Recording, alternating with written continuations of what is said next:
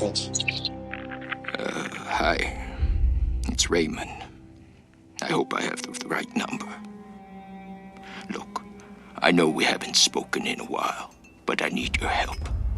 Remember the day I took you and Duncan off the streets? I told you that the past is just a story, that if you can just accept that, your past loses all power over you. Yeah. I was wrong. I'm on my way to Hong Kong now, to finish something I should have faced a long time ago. And I need you with me. I know we're not blood, and we didn't leave things in a good place, but you and Duncan are the only real family I have. Please, if our past means anything to you, meet me in Hong Kong right away. I'll explain more when you get here. I'm begging you.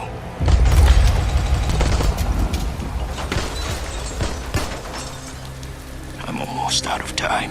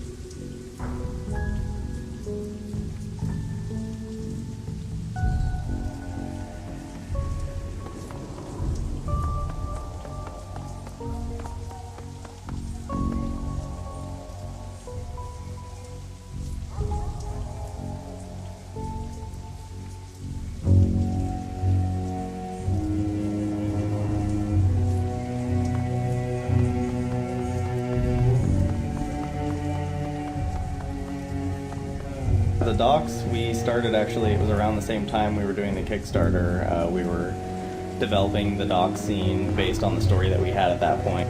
But the story did go through a lot of changes, so I think we rewrote the dialogue in the doc scene 7 times. yeah. All up. There's some interesting stuff, like when we first built it, you were coming there with Duncan and Raymond. Right. Raymond was there with you, and you were going through to meet the Shadowrunners with Raymond, like you were protecting him on the way there, and then we ended up changing the story. Well, Andrew came up with the idea of Raymond not being with us. Yeah, that was primarily to solve the problem of us putting you in a position where you're supposed to guard Raymond, but then because of the mainline story requirements, you not being able to do that. We didn't want to put you in a position where we set you up for failure at the very beginning. Right, There's no way originally around what was it. going to happen was you were going to escort Raymond, you were going to meet Raymond, and then Raymond would be stolen, like, right out from under you. Right, and making you completely feel like I'm the worst Shadowrunner in the world. yeah, exactly. And because of some of the experiences we had in the Director's Cut of Dragonfall, specifically in the launch run, we ran into a similar issue there, and we wanted to just avoid that all around. One of the things that happened to me is, so Trevor built the scene, and I knew it was in the scene, but when we get to the whole, the scene, the part where all the snipers happen, that was one of the most effective things you've ever done, right? And it's just like, oh my god! And I knew it was coming, and it didn't matter. Oh shit!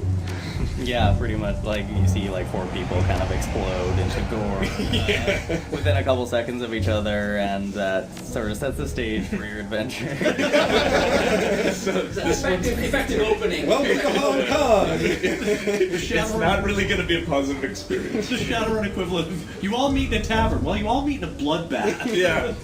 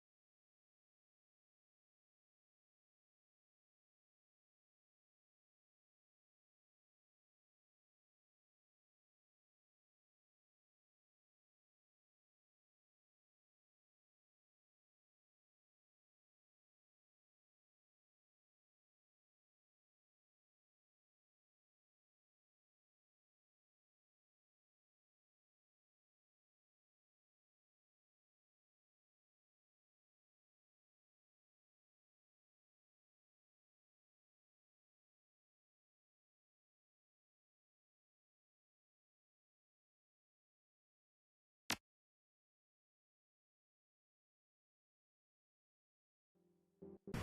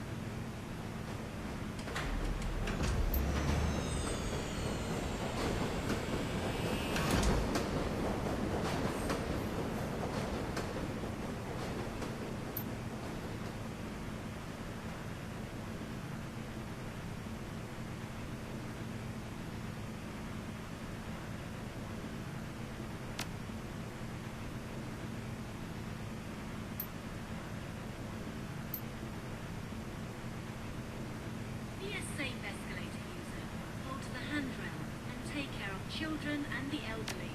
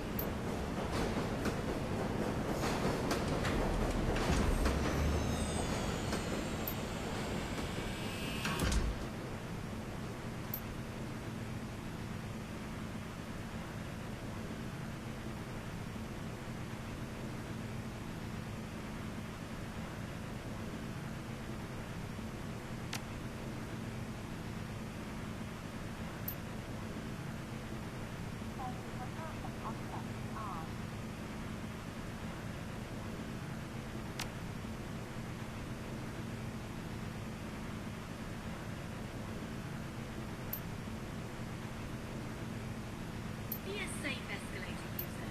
Hold the handrail and take care of children and the elderly.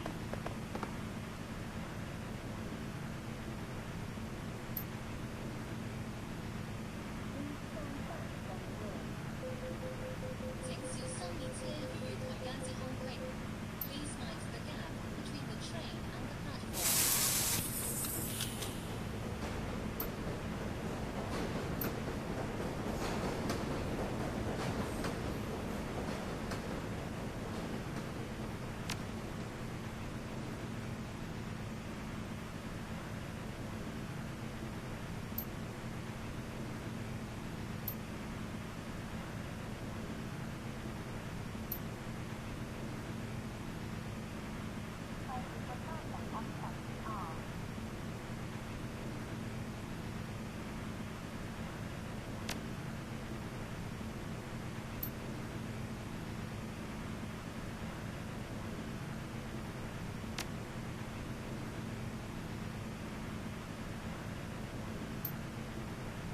Be a safe escalator user.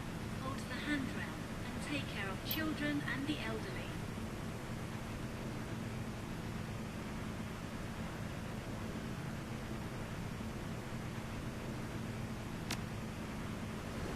Please mind the gap.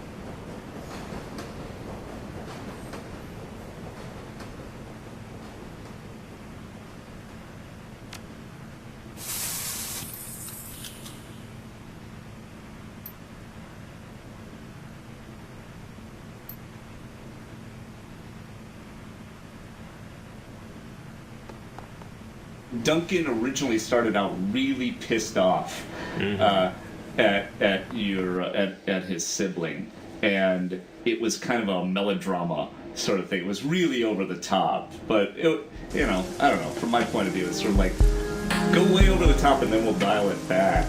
But Kevin actually had a lot of feedback on that particular one. It's just like, oh man. Yeah, because it's like, although like when we conceived of like the relationship with the player and Duncan, it made sense, and like, and as the things were going to progress, what that relationship was, it would all play together. It's just that, like, as a player, that's the first time you're meeting this character, and you don't really know how to interpret all this history that we still have yet to introduce. So it was just sort of like I think it's just a problem of context. But yeah, well, what was interesting about it was what I was trying to do in the writing of that thing was sort of slowly string you along and unfolding your history with Duncan and with Raymond during the scene.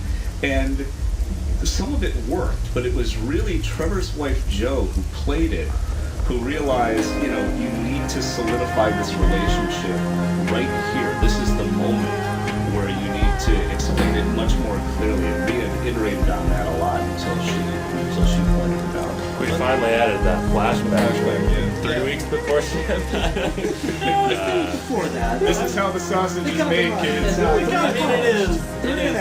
Yeah. Give me some time. In HPS time, that's like... I mean, I've never had and admittedly this is just over the course of our 3 Shadowrun games, but I've never had an experience where the initial hook, the Act 1, establishing the characters and overall premise didn't take, like, by far the most iteration time. If that doesn't sync with the player, then the rest of the experience just sort of compounds on that error. we did like Monica and the Vault and Audrey and all that like 15 times or something. Yeah. It's set the hook, reset the hook, And there's reset the hook. I'll be honest, there's probably a certain I feel like a lot of writers will kind of fixate on their first paragraph or even their first sentence a lot, and there's probably an element of that too. It's, well, this is the very first impression. Like, it's got to be. We could be a little anal.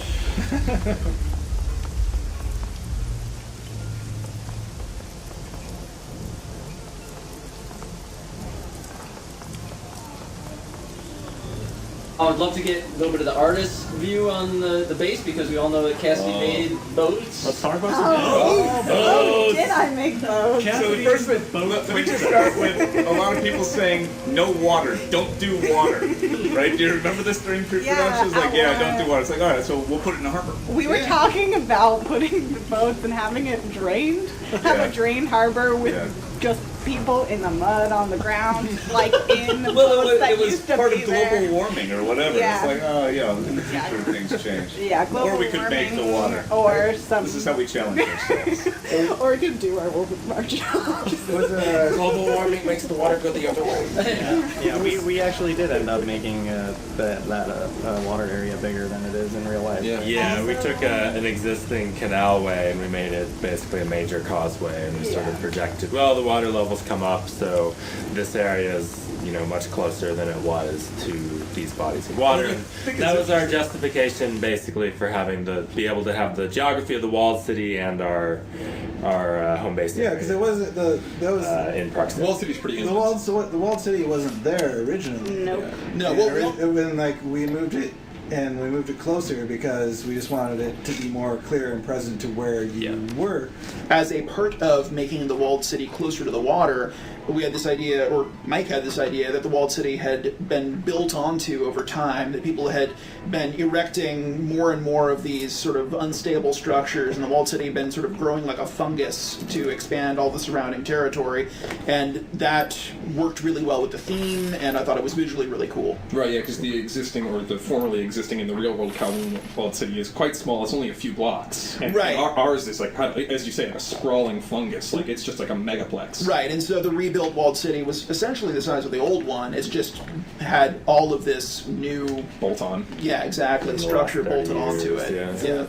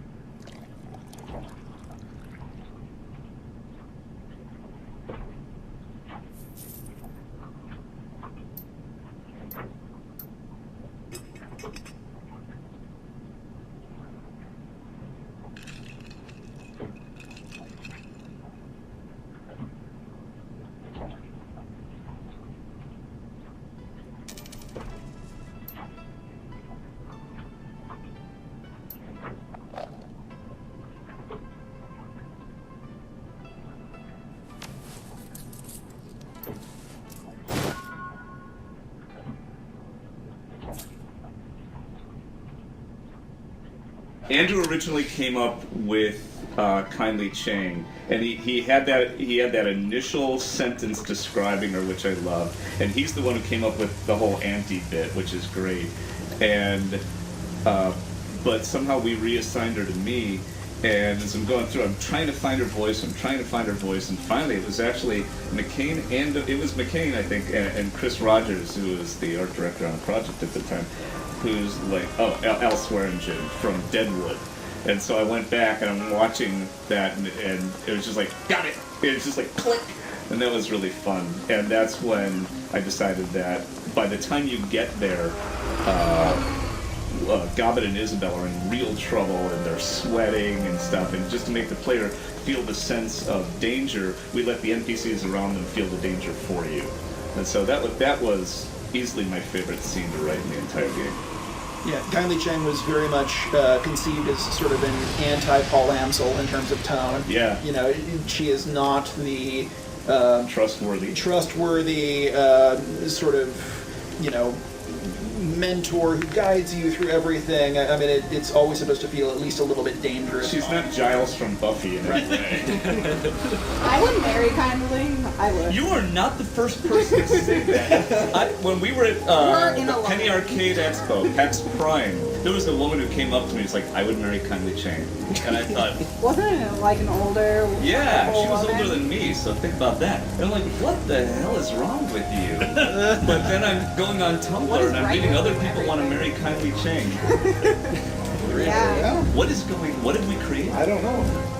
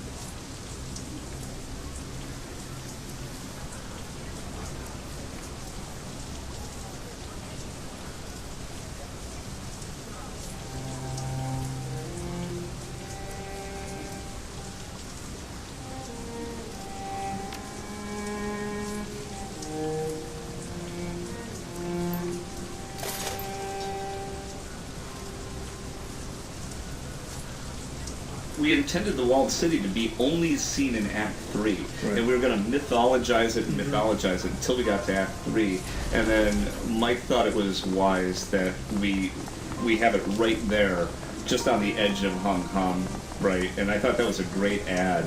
And then it's like, well, if it's sitting right there, let's start the game right there too. Yeah, and some of the thinking that we sort of restructured in doing that was, the very earliest drafts, the Yama Kings were going to have already been in the walled city. Right. For the, and sort of the walled city was going to be this place that, again, we mythologize and build up, and it's where these horrible spirit beings live, and so there was this thought of, well, we can't have you go there if this is where the big bad things live, because how are we going to put you through that in the very beginning of the game and get you back out of it again? When we sort of reorganized our thinking to the Yama Kings coming to the walled city, that made it more plausible to send you there as an early run. Yeah, it's got the foreboding and stuff like that. Yeah, I gotta say, the walled city tile set is like one of my favorite ones in the entire game. Because it looks like you're floating way up above. Thank you very much, Tyler. You're floating way up above stuff, and you can fall down in any the cracks verticality and was get inside great. it. Yeah, it's like super gross, creepy. Yeah, I think definitely one of the biggest challenges of that, doing the art for that area, was to make it feel like you really were on the roofs, but it was still over top of you, and it was just a giant tower of Jenga and filth that was just gonna fall on your face. Jenga and filth. It's going to be your autobiography. Jenga and filth. That sounds great. Yeah. I can fill in some lines for that. But yeah, I deeply, deeply enjoyed doing that tile set. A lot of people might not know this, but the first game idea I ever pitched was for Calvin Walled City, and so that I actually got to make it, and so it was pretty exciting for It's a me. dream come true. And then from a gameplay point of view, Trevor built that one, and it didn't contain that little quest, right, where you go around with the feng shui. Yeah, the bad she, the introduction to that concept. Yeah, and so that was a really interesting process also. Late ad, wasn't it? There was a very late ad, and it was Klemecki who pointed out, the way it started was, he was just like, you know what, it feels a little empty of stuff to do. And I've been like ruminating on that with Trevor forever. It's like, we gotta do something in here. This isn't right. And it was a matter of, there's gameplay, right, where you want something to do, but also how do we set the tone for the whole thing? The idea of feng shui and all of that being a real world force comes directly from the pen and paper role playing game. Sort of what I tried to add into the mix, it was the idea of looking at why things were so bad in this particular location, and there maybe being more to it than it just being a natural phenomenon.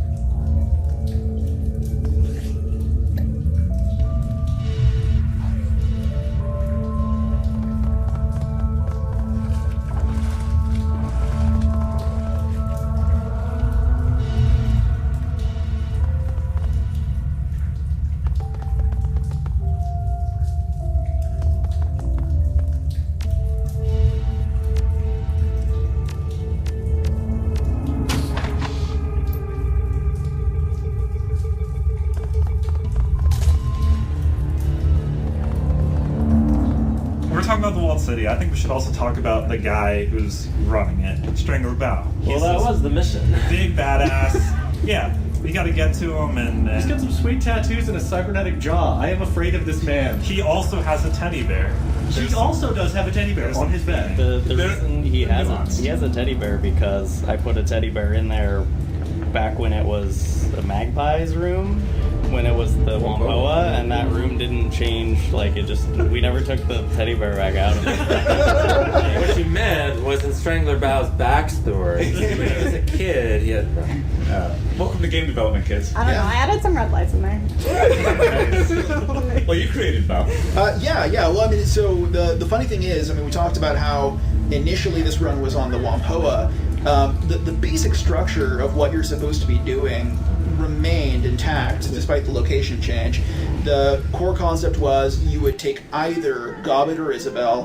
There would be magical or tech-based approaches based on who you took, and you were going to confront someone who had been getting too big for his or her britches, who kindly wanted a message delivered to. So we basically just took that concept and transposed it into the walled city and made it a Yellow Lotus lieutenant who'd gone rogue, and that is Bao, who, as people have pointed out, is a badass and has tattoos, and I think is wearing cargo shorts. Yes. Yeah. And flip-flops, I believe. Yeah. This is how you know that this man is not afraid of anything. Exactly. Well, I think the important thing to note about that is that he is afraid of one thing, which is kindly. Like, Oh, he gets cowed by her in the end. Like, that he is this really imposing Lotus figure. He's Right. a very powerful guy in the walled city, but at the end of the day, it takes one phone call from Kindly, and he comes running. Yeah. Right. So I think that's important to kind of sell Kindly as that all-knowing, string-pulling, swear-engine figure. Part of the kindly intro. Yeah, it's part of the whole Absolutely. thing. Yeah, I mean, it's restaging this, making it focused on the Yellow Lotus and on the walled city, both helped to establish the walled city's presence in the story and to reinforce the character of Kylie Chang. So it was a really good change.